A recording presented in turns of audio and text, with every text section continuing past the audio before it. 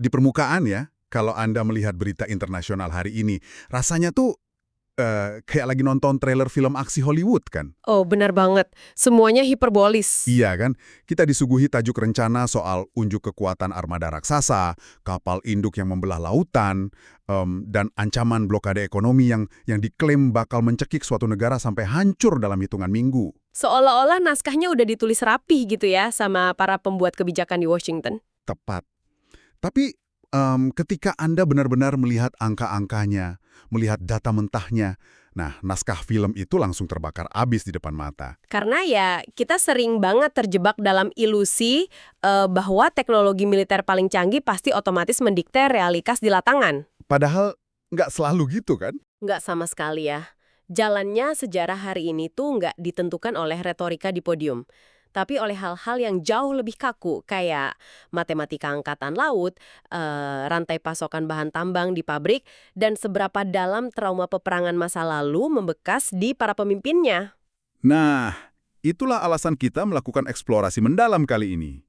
Kita akan membongkar sebuah materi yang menurut saya ini benar-benar membalikkan cara kita melihat tajuk rencana tadi. Iya, materi yang sangat krusial hari ini. Betul. Sumber kita kali ini adalah wawancara ekstensif di saluran YouTube Glenn Dyson. Nah, ini menampilkan analisis dari mantan analis CIA Larry Johnson. Misi kita hari ini adalah membongkar kenapa sumber ini berargumen bahwa Amerika Serikat sebenarnya sedang terjebak dalam kebuntuan strategis yang luar biasa rumit melawan Iran. Dan efek dominonya, ya bagaimana ini memicu pergeseran aliansi global secara masif. Tapi sebelum kita masuk lebih dalam ke anatomi konfliknya, kita perlu sepakat soal satu hal dengan Anda yang sedang mendengarkan. Silahkan. Ini poin yang penting banget. Materi dari mantan analis intelijen ini berisi pandangan politik yang sangat syarat makna. Ada kritik tajam terhadap kebijakan Washington dan juga pembedahan struktur komando Iran dengan lensa yang sangat spesifik. Posisi kami di sini dan saya ingin menegaskan ini 100% netral. Ya, mutlak netral. Betul. Kami tidak memihak ke kiri atau ke kanan, tidak mendukung pandangan dari sumber tersebut. Kami semata-mata hanya melaporkan klaim faktual dan ide-ide yang disajikan dalam materi aslinya supaya Anda bisa melihat lanskap ini secara objektif. Oke, mari kita bedah ini. Sumber kita menyoroti manuver yang disebut oleh Scott Bessent sebagai Project Economic Fury atau proyek kemarahan ekonomi. Ya, itu istilah yang mereka pakai. Idenya adalah Amerika Serikat menggeser taktik dari perang terbuka menjadi blokade laut. Bahkan Trump sempat mengklaim di media sosialnya kalau kepimpinan Iran tuh udah diambang keruntuhan gara-gara strategi ini. Tapi Larry Johnson justru menyebut blokade laut ini sebatas teater politik.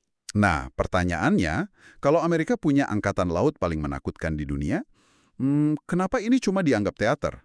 Coba kita lihat dari sudut pandang fisika dasar dan jarak ya. Strategi blokade kan mengasumsikan Anda bisa memblokir rute ekspor minyak Iran di perairan. Ya, nutup jalur keluarnya. Betul, tapi realitasnya kapal-kapal tanker Iran itu secara konsisten berlayar dengan jarak yang sangat dekat dengan pantai mereka sendiri, sekitar 75 hingga 100 mil dari garis pantai. Jadi mereka benar-benar merapat ke daratan mereka sendiri. Iya, dan masalah utamanya, Angkatan Laut Amerika Serikat tidak berani membawa armada permukaan mereka masuk melebihi batas 200 mil dari lepas pantai Iran. Wait, 200 mil? Kenapa sejauh itu? Karena ada zona mematikan di sana. Iran punya persenjataan rudal balistik jarak pendek, rudal jelajah khusus pertahanan pantai, dan armada drone serbu yang terus mengudara. Oh wow. Jadi kalau armada tempur laut Amerika maksa masuk ke radius 100 mil itu, mereka berubah dari pemangsa menjadi target raksasa yang nggak bisa menghindar. Oke, tunggu. Jadi analoginya tuh kayak mencoba menjaga sebuah tempat parkir raksasa, Anda ditugasin ngunci area itu, Ya, ngunci pintunya. tapi satpamnya sendiri nggak berani masuk ngelewatin gerbang depan karena terlalu berbahaya. Sementara mobil-mobil dengan leluasa keluar masuk melintasi jalur rumput di bagian belakang. Analogi yang sangat pas. Tapi rasanya agak sulit dipercaya ya. Maksud saya, kalau mau menyita kapal dagang, bukankah angkatan laut terkuat di dunia bisa pakai meriam atau rudal dari kejauhan tanpa harus masuk zona itu? Nah, menembak hancur kapal tanker minyak itu kan beda cerita. Itu tindakan perang terbuka dan bahkan memicu bencana ekologis parah. Ah iya juga, tumpahan minyaknya. Betul, blokade laut itu kan artinya menyita atau menghentikan secara fisik. Untuk melakukan itu, Anda butuh kapal perusak yang secara fisik berlayar mendekat, menurunkan tim untuk mencegat, lalu mengawal kapal itu ke pelabuhan penahanan. Yang berarti harus masuk ke zona mematikan tadi. Itu kapal tanker, raksasa sekaligus. Di bawah perlindungan rudal pesisir mereka? 20 kapal sekaligus. Iya. Dan begitu mereka keluar dari zona perlindungan itu dan masuk ke perairan luas Samudra Hindia, 20 kapal ini langsung memencar ke segala arah. Oh, oke. Jadi Amerika harus punya setidaknya 20 kapal perang di grid yang sama pada detik itu juga buat ngejar semuanya. Yang mana, itu secara matematika, angkatan laut logistiknya mustahil. Armada laut tuh nggak bekerja kayak gitu, mereka kan tersebar di seluruh dunia. Masuk akal. Dan ada celah lain yang bikin blokade ini makin kerasa kayak ilusi.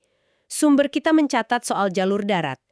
Pakistan ternyata baru saja membuka 6 rute transportasi darat dan rel kereta api. Wait, jadi lewat darat juga? Iya, ribuan kontainer berukuran 40 kaki sekarang bisa masuk langsung dari Pakistan menuju pelabuhan Chabahar dan Bandar Abbas di pesisir selatan Iran. Jadi, ya ketika Washington mengklaim Iran diisolasi dari laut, barang-barang terus ngalir lewat pintu belakang. Disinilah ini menjadi sangat menarik. Karena logika militer klasik pasti akan bilang gini, oke, kalau laut terlalu berisiko dan kita tertahan di batas 200 mil, mari kita hancurkan saja targetnya dari udara, pakai misil presisi jarak jauh. Itu langkah yang logis di atas kertas. Iya kan? Tapi sumber kita ini justru ngeluarin dokumen yang membelokkan isu ini dari sekedar taktik militer langsung ke masalah kerentanan rantai pasokan global. Yang paling menarik di sini adalah laporan internal dari Jenderal Angkatan Udara kepada Laksamana Brad Cooper yang memimpin operasi di sana. Ada angka yang sangat mengkhawatirkan. Angka apa itu? Dalam 5 minggu pertama dari serangkaian operasi udara yang mereka lakukan, Amerika Serikat ternyata sudah kehabisan cadangan misil presisi berpandu mereka. Wait, serius? 5 minggu? Untuk kapasitas industri pertahanan sebesar Amerika, mereka kehabisan stok amunisi utama secepat itu? Sangat cepat. Dan masalahnya, pengurasan amunisi ini bertemu dengan fakta bahwa Iran nggak diam aja. Selama jeda konflik, Iran secara masif meningkatkan sistem pertahanan udaranya dengan bantuan teknis langsung dari Rusia dan Tiongkok. Jadi pertahanannya makin tebal. Betul. Mereka bahkan menguji coba sistem baru ini secara terbuka di langit Teheran. Akibatnya, pesawat Amerika harus menghadapi pertahanan yang jauh lebih rapat, sementara stok misil pencegah mereka menipis tajam. Tapi kalau saya jadi warga biasa yang baca berita itu, reaksi pertama saya pasti gini ya. Nyalain aja pabriknya kan? Buka pabrik amunisi, suruh pekerjanya masuk shift 24 jam sehari, dan cetak lebih banyak misil kayak Patriot Pac-3, Tehat, atau rudal Tomahawk.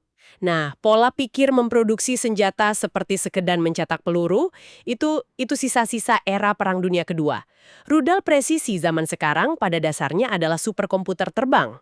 Komputer yang bisa meledak ya? Persis.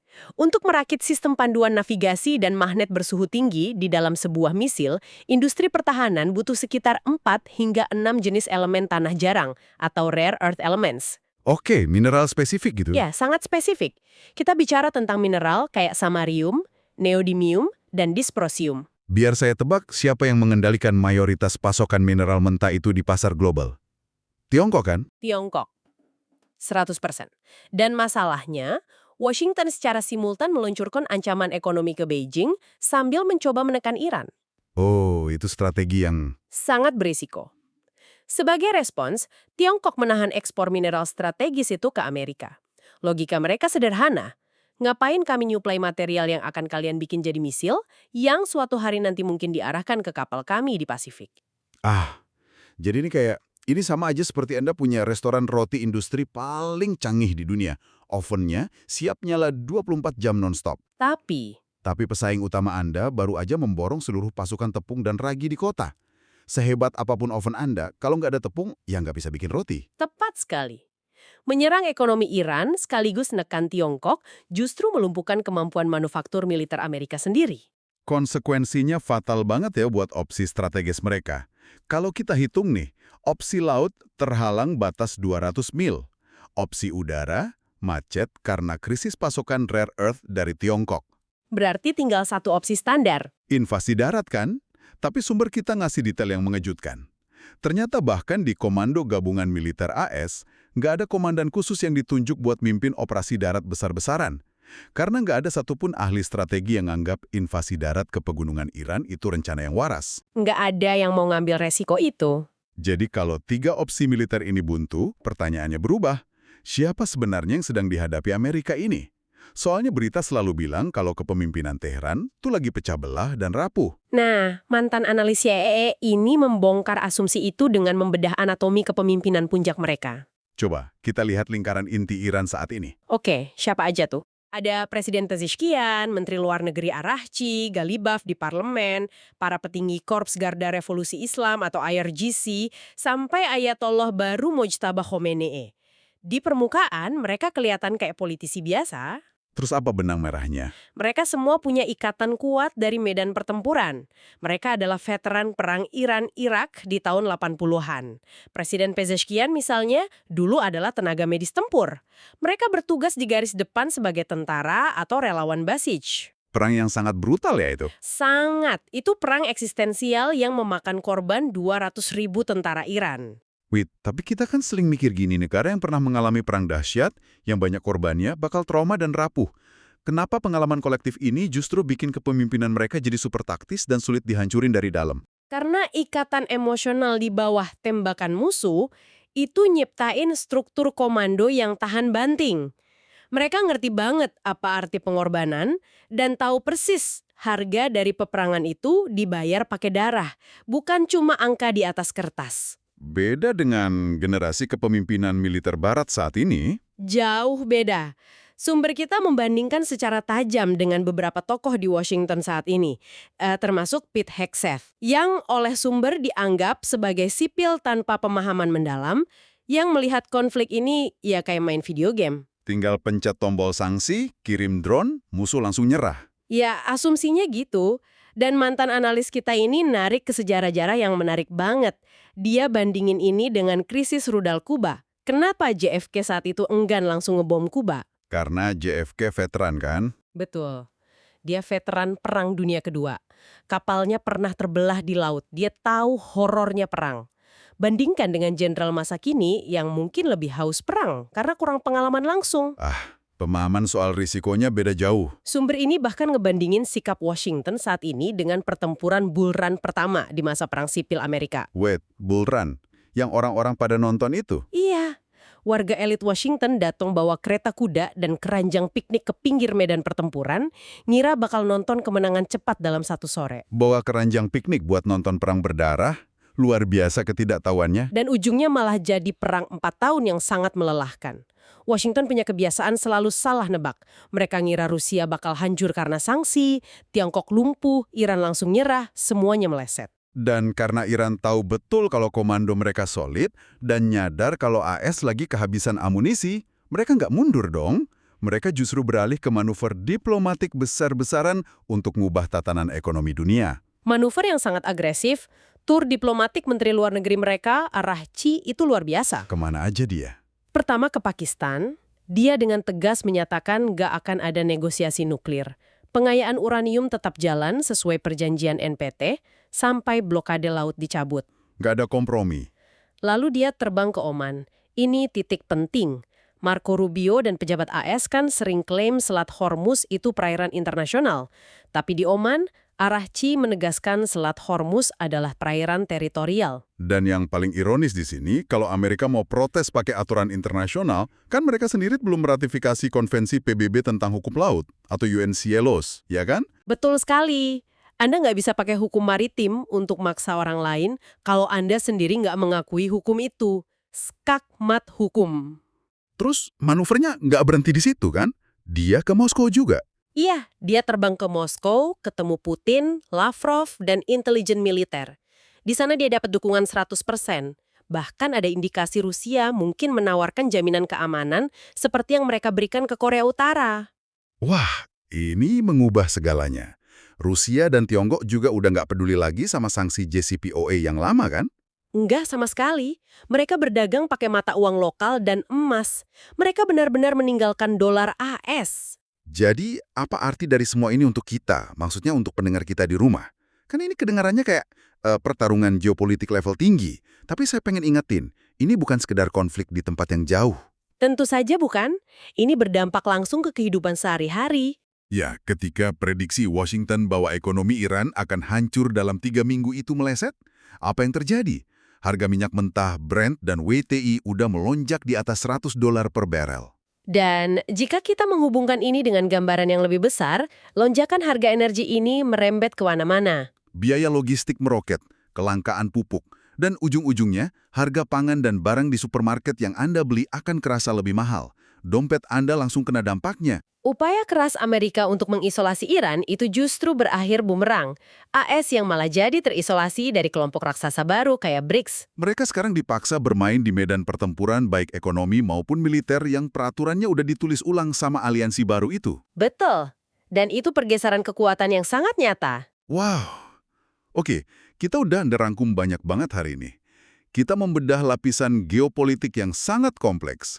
Mulai dari jarak 200 mil di laut yang bikin kapal induk tertahan, ditarik mundur ke perebutan mineral tanah jarang di pabrik-pabrik Tiongkok, Sampai masuk ke dalam ingatan kolektif dan trauma perang Iran-Irak yang ngebentuk keberanian komando saat ini. benar-benar membuka wawasan. Kami sangat mengapresiasi waktu Anda menemani eksplorasi ini. Sekarang, Anda punya pemahaman yang jauh lebih kaya pas ngelihat berita utama besok. Anda bisa ngelihat melampaui retorika politisi, langsung menuju realitas rantai pasokan dan sejarahnya. Ya, Anda sekarang tahu di mana letak fakta yang sebenarnya. Nah, sebelum kita benar-benar selesai, saya punya satu pemikiran provokatif akhir untuk Anda renungkan secara mandiri. Silakan. Tadi sumber kita sempat nyinggung soal kemungkinan Iran memberikan akses aman di Selat Hormuz hanya untuk negara-negara sahabat mereka. Kayak semacam tarif tol kelautan untuk negara anti-Iran. Coba pikirkan ini. Jika kontrol atas jalur laut global mulai bergeser dari Angkatan Laut Barat ke tangan koalisi regional yang berani mengenakan biaya tol menggunakan mata uang non-barat, berapa lama lagi sebelum harga setiap barang fisik di rumah Anda, dari ponsel sampai bahan makanan, ditentukan oleh mata uang selain dolar AS? Itu pertanyaan besar untuk masa depan kita. Pasti. Terima kasih karena Anda telah bergabung dalam eksplorasi mendalam yang luar biasa ini bersama kami. Sampai jumpa lagi.